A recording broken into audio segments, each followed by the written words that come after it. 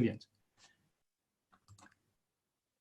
So how did my why start? Simon Sinek talks about your why being a kind of a retrospective. What is the theme in your life that ultimately you take forward? And I just want to share with you, my theme started just shortly after school.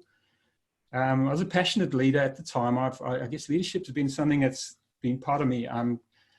Became an officer and got sent into a war. No one really knows about the Angolan War. It's a 30-year civil war where at the height of the Cold War, the Soviets, the Angolans, supporting the Angolan government of the time, took on the Western world, the CIA, the Americans, and at the time, South Africa. And you probably gather from my accent that that's where I come from. A small cohort of us, a couple of small cohorts of us were thrown into this war. And we, to the left there, you'll see a whole lot of people. We trained people to become, and you know, I was a good soldier. I taught people to do some amazingly bad things in the context of humanity. Mines, limpet bombs, I can go on, sniping, you know, all kinds of things, death, destruction, you name it. And these people became the tools of this Cold War. The point to make, though, is that it was to change something. It was to change ideologies, and that's a huge thing to do. We talk about changing culture in businesses, but changing ideologies is something completely different. But that ideology did fall down eventually, as we all know. The Cold War actually broke down with the Berlin Wall coming down.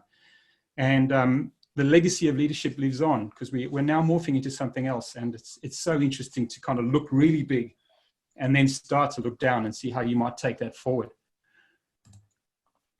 It went from there, and I finished off there and moved straight into another conflict zone in the height of apartheid. I went into the mining industry.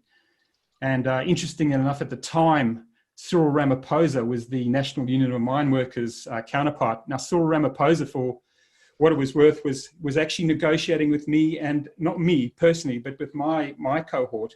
I was a youngster at the time, but I guess industrial relations and organizational behavior and theory was my background.